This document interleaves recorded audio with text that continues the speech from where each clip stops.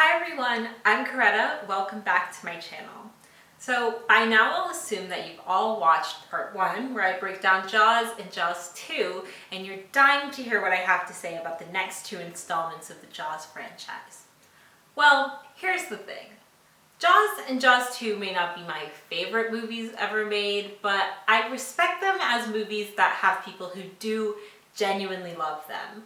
Jaws 3D and Jaws the Revenge are honestly such a massive break in quality and level of ridiculousness that it honestly feels like a parody, especially Jaws the Revenge. In the first 2 movies, I can chalk up a lot of my criticisms basically to the fact that it was made in the 70s, but there's really no excuse for the last 2.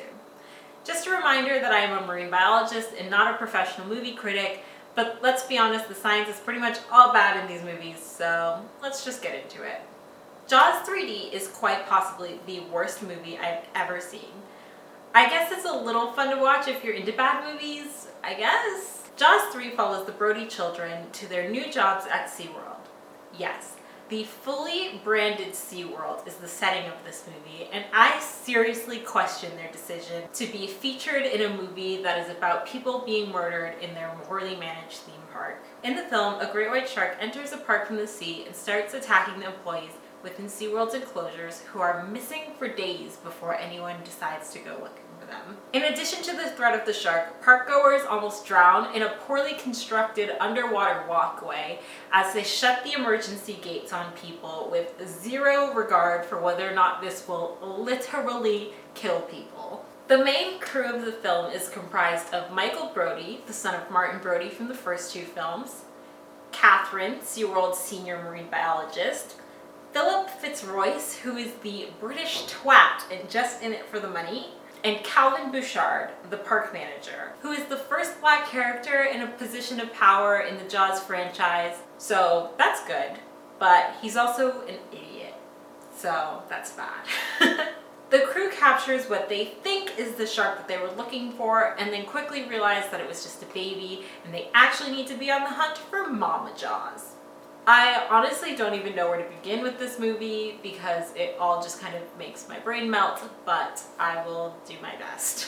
It's the type of movie that makes you ask why every step of the way, because the scenes that are supposed to be dramatic and suspenseful are so contrived and staged that you can immediately think of 1,000,001 other ways the characters could be doing what they're doing in a way that doesn't need to put anyone's lives in immediate danger at all. For example, all of the scenes where they need to go into the water with the shark happen at night when they could simply just do it during the day when they can see. Honestly, the only thing that really saves this movie is Dennis Quaid, but he's too young to have grown into his lovable dad roles yet, so it's only barely just saving it. It's been a while since I watched this movie, but just looking over my notes, you can really feel the hatred I had for this movie coming through every line. Here are a few of my favorites. SeaWorld must die. I have never seen shots so ugly. That submersible underwater vehicle moving through green screen CGI hell. This British dickwad is the worst character ever created, ever. I really want to see what the SeaWorld underwater mission control looks like. I haven't been so emotionally drained by a movie in so long. I don't even have words to describe how bad this film is. It growled. Okay, I don't really think I need to break down how bad this movie is more than that, but there are 3 things that I do want to talk about here. Number 1, the real life SeaWorld actually needs to just go. I have a lot of mixed feelings about aquariums in general, but there really is zero excuse for having whales in captivity like that. There have been countless cases of orca whales who have severely declined in physical and mental health due to the level of stress, frustration, and abuse they face daily in these amusement parks. In response to massive public backlash, SeaWorld has ended their whale capture and captive breeding programs, but still, these places should just not keep whales at all. I'm singling out SeaWorld because it's the corporation that's featured in this film and probably the one that Americans know best, but there are dolphinariums like this all around the world with varying degrees of regulations in place to provide the absolute bare minimum of levels of comfort and protection to their animals, but really they all just need to go. If I ever feel comfortable enough to do so, I might make a video in the future with more details about my thoughts on animals in captivity and animal shows, as well as potential solutions that have been proposed by professionals in this field. But for now, I'll just leave it at this, with more links in the description for people to find out more for themselves. Number 2. There have been multiple attempts to showcase great white sharks in aquariums, but ultimately it has never been successful. Around the 1970s, SeaWorld actually did advertise that they had great white sharks, but they died within weeks because the shark refused to eat or swim in captivity. You can see this happening in Jaws 3 with the baby shark the marine biologist tries to keep alive, but its health declines almost immediately and it dies pretty quickly. The longest attempt to keep one alive was at Monterey Bay Aquarium for 198 days in 2004. This eventually proved to be impossible because of the immense range and dietary needs of white sharks. Other great white sharks have been held in captivity by Monterey Bay and plenty of other facilities, but all of them are either released or die in captivity after a few months. I personally think it's really sad that so many great white sharks have died trying to be kept in aquariums, even though aquariums know pretty well that eventually they're not going to be able to give them a full and healthy life. But it's also kind of a good thing that we probably never will be able to keep them in captivity and have them end up with the same fate that so many orcas have. Number 3. Fun fact about great white sharks: they are ovoviviparous, meaning they hold their eggs inside of their wombs, hatch inside of them, and give birth to live young. The litter they give birth to can vary widely between 2 and 10 pups, and when they are born, they are about 5 feet long and weigh about 77 pounds. In the womb, sharks that hatch earlier than others have been known to eat their siblings, which is known as oophagy. I want to point out that I said the litter can vary between 2 and 10 pups, meaning that there could be a third or more sharks at SeaWorld. I know Jaws 3D is rated higher than Jaws 4 The Revenge, and I understand why, because the premise isn't so completely outrageous, but at least Jaws 4 was such a disaster it was laughable. So let's move on to Jaws The Revenge. I think that everyone can agree that this movie having a revenge storyline for a shark is a bit ridiculous, but it's still interesting and fun to watch nonetheless.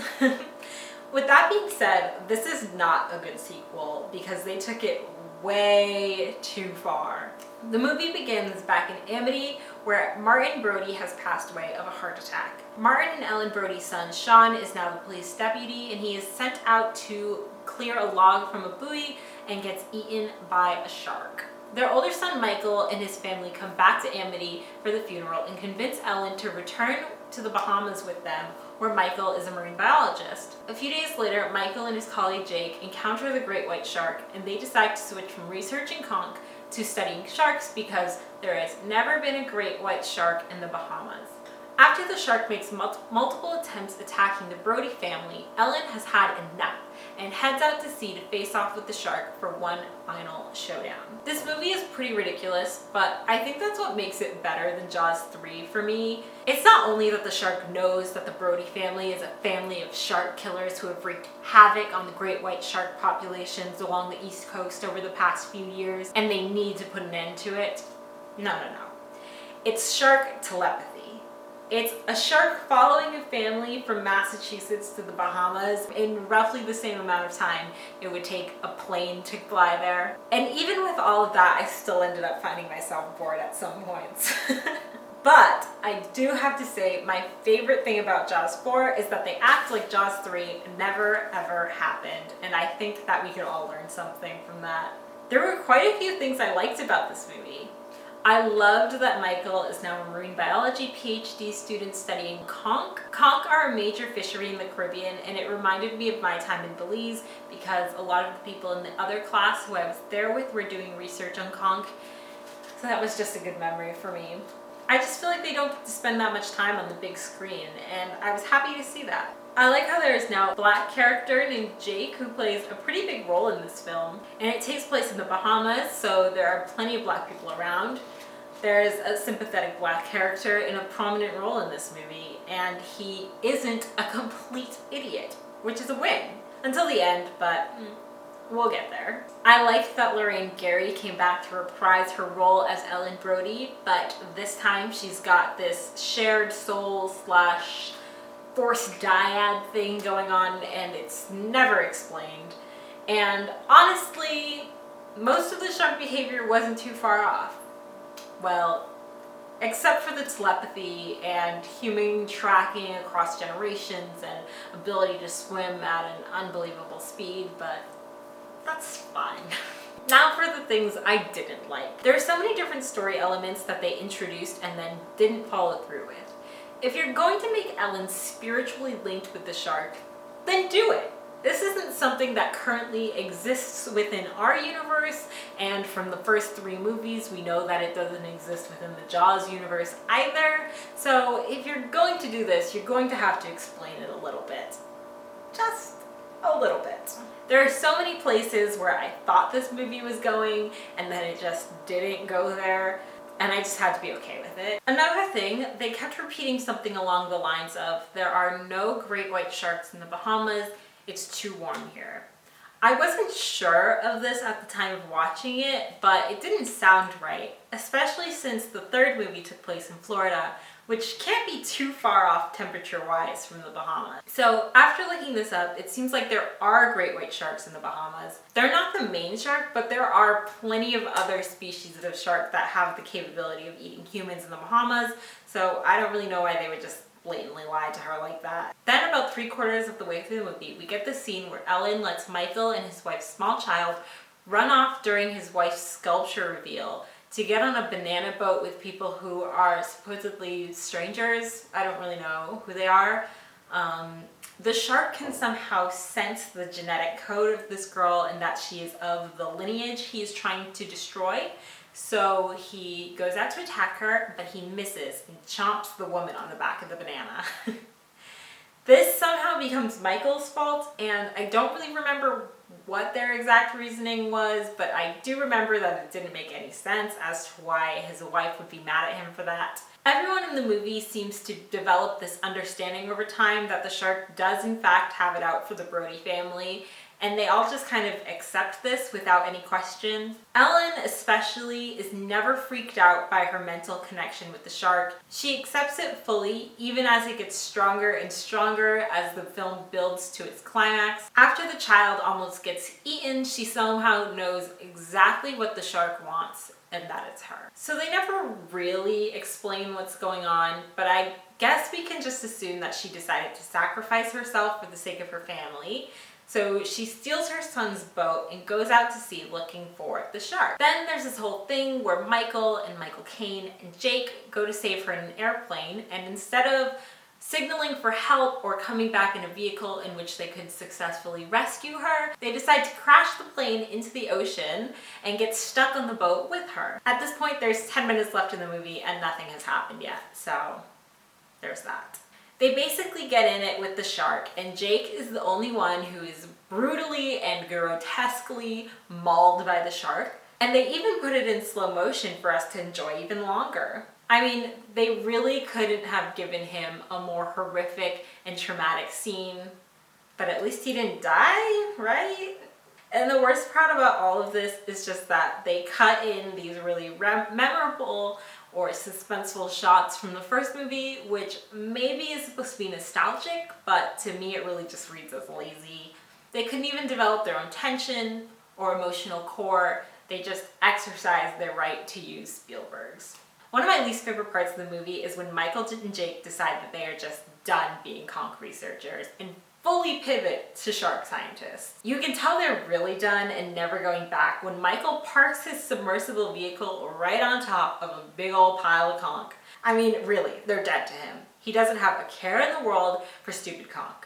You know, all the glitz and glam is in things like shark and mammal research because they're charismatic and cool, while people out here researching snails and smaller marine food webs don't get 4 movies made about their study species. I just think if you're gonna promise conch grant money, you should follow through and not squander it on beer and sharks. This was conch's time to shine, and they gave up on it, and I resent them for that. So I guess that's really all I have to say about Jaws 3D and Jaws the Revenge. Ultimately, I think the Jaws franchise represents how, as a culture, we are so quick to sensationalize and mystify sharks or anything really for the sake of entertainment, but not actually care about how that might negatively affect how they are perceived by the public. Maybe we should be a little more conscious of the consequences of our content and also just make less headache-inducing movies in the process. I will leave some resources in the description below if you would like to learn more about shark research and conservation, as well as movie suggestions if you would like to see a better representation of sharks in the media. Thank you so much for watching. If you like this video, please like and subscribe, and I will see you guys in the next one. Bye!